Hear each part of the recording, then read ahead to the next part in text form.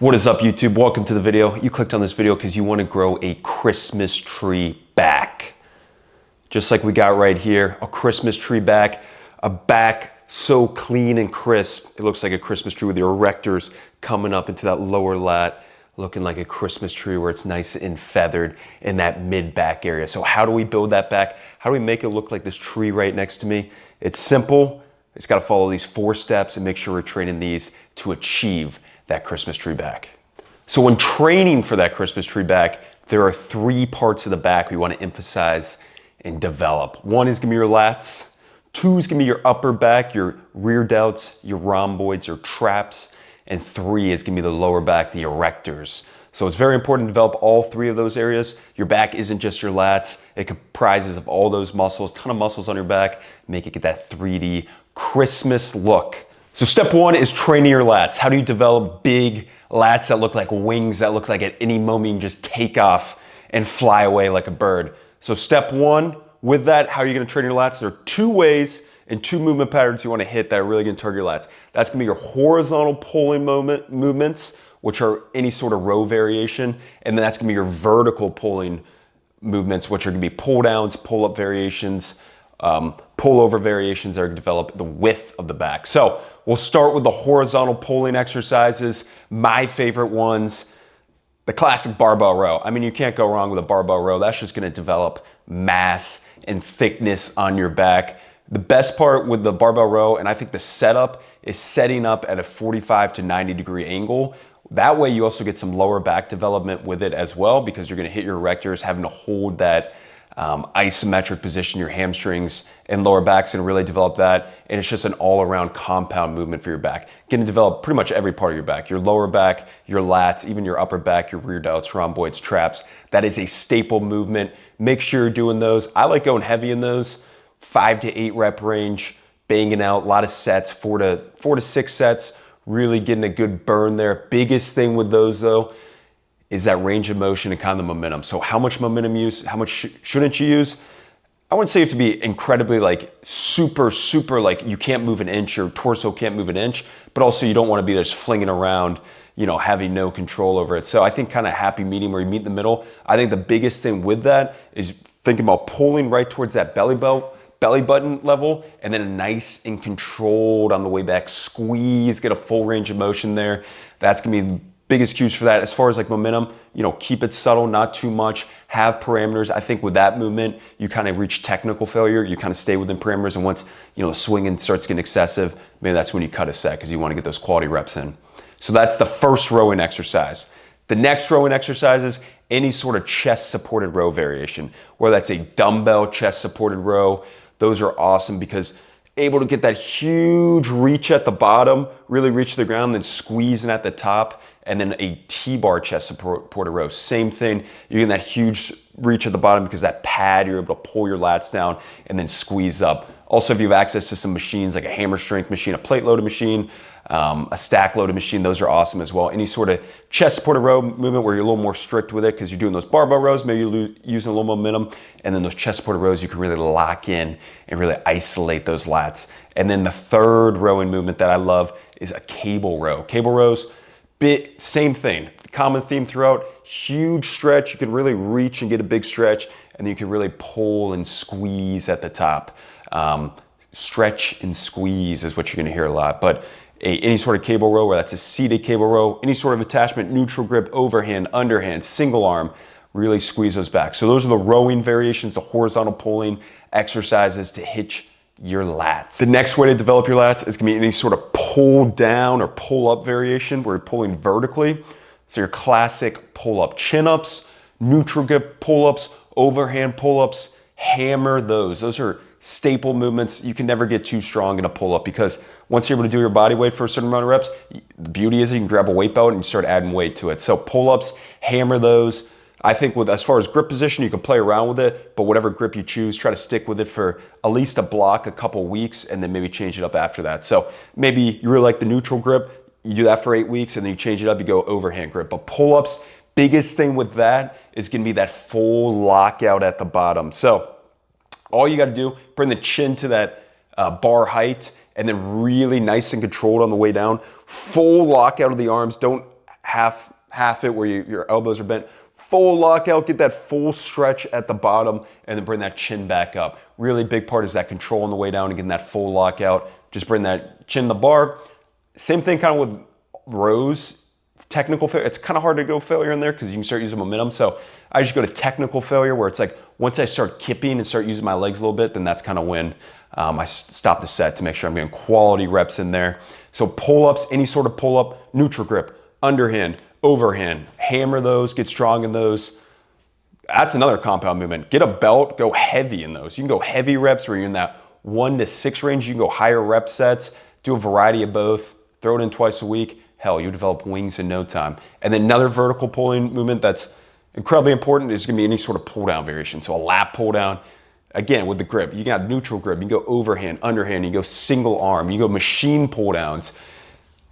Same thing with all the pull downs is that stretch. You want that full range of motion, just like a pull up, and you want to squeeze, stretch and squeeze. That's what you should be constantly thinking when you're training your back, especially your lats, really getting a huge stretch, as big range of motion as you can, and then squeezing at the top. So pull-ups, pull-downs for your vertical pulls, implement those, I would say, with your pull-ups, just like your barbell rows. Go heavy in those, get strong in them, start overloading them, and then pull-downs, choose a variation you like, whether that's a grip, what do you want to focus on, and really hammer those. So that's how you train the lats. You got the horizontal pulling, the rows, and you got the vertical pulling, the pull-downs, pull-ups. That's going to develop that thickness and that width in the lats. All right, the next part of hitting the back is the upper back. So we're talking rear delts, we're talking traps, we're talking rhomboids, building that thickness, that Tom Hardy look in the upper back, that developed, big, luscious upper back. So how do you train that? Rows, you're gonna hit a lot of that. With heavy rows,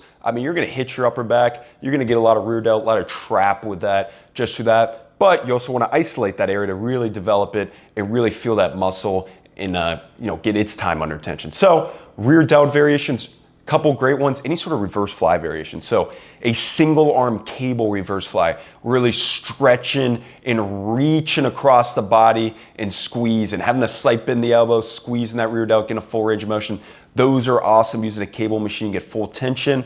A seated dumbbell reverse fly, where you're sitting at the end of the bench, you're bringing that chest towards your knees and you're just flying away nice and controlled there. I think with reverse flies, what's helped me a lot is, I get in the thing where I maybe go too heavy and I'm just moving it, is really thinking about the top, almost think about pausing for a split second, squeezing and then controlling on the way back. So same as your lats, pause at the top, squeeze, and then nice control on the way down. So any sort of reverse fly variation, there are a million you could choose from. Hammer those, get your rear delts, start developing that back of the delts, the rear delts, get that bowling ball look. And then as far as your trap training, traps, isolation exercise, again, you're gonna be hitting a lot through rows and stuff.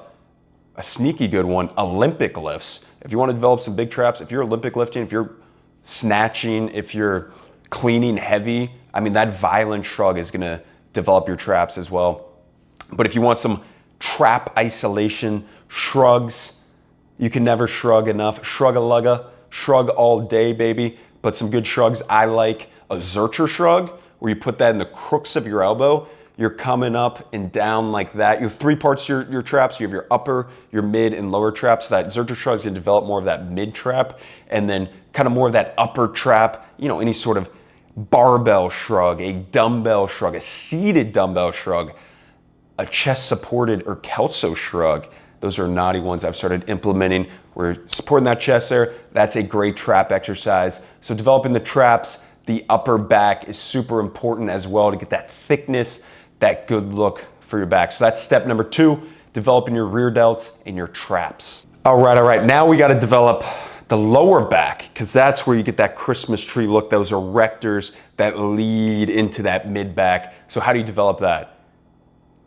Deadlifts, RDLs, good mornings, heavy rows, something where you're holding a lot of weight. Any sort of deadlift variation, you're gonna work your lower back. Heavy RDLs, stiff-legged deadlift, good mornings. It's gonna develop your hamstrings, your glutes, your RDLs. So a lot of this posterior chain stuff that you're probably doing on your lower body leg days, or you can implement on your lower body leg days, that's gonna develop that lower back, those erectors. And then as far as like specific isolation exercises, a low back extension, you do it on a glute ham raise where you're parallel to the ground, you're coming up, you do it on a 45-degree hyper, you do reverse hyper extensions. There's a lot of ways to isolate the lower back. Just be mindful of the overall volume. If you're hitting lower back with some deadlifts and RDLs on a lower body day, and the next day you're doing barbell rows, and the next day you're doing lower body again, just be mindful of that. But developing that lower back, that erector, years of deadlifting, heavy RDLs, squatting is gonna develop it. A lot of stuff where you have to brace, hold a heavy weight, that's gonna develop your lower back. That's gonna give those big erectors, those big erectors at the bottom of your back that come up into that tree look. That's gonna develop that lower back thickness. So develop your lats through horizontal pulling, vertical pulling, develop your upper back, your traps, rear delts with isolation work, develop your lower back, your erectors with heavy lifting and some isolation work. So that's how to develop the 3 parts of the back right there. All right, so the last part, number 4, how do you implement this in your training so you can get everything, so you can just develop this billboard, Christmas tree, voluptuous back, this massive back. So a number of ways you can go about it. So kind of depends on your split, but say you're doing an upper lower split. Maybe on a first upper body day, you do more of a vertical pull focus. We're hitting a pull up and a pull down. So there's your vertical. And then the second one, you may more of a horizontal focus. Maybe you're hitting a barbell row and a chest supported row. Bang, you do it that way.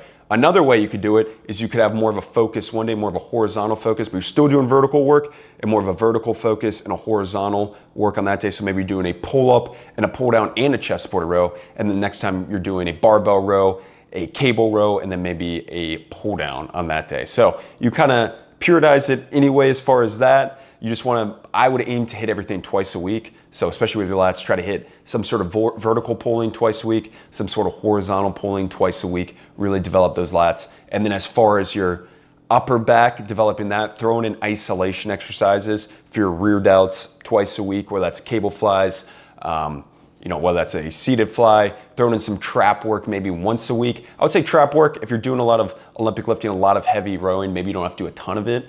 But if you wanted to, throw that in kind of once a week, develop that upper back.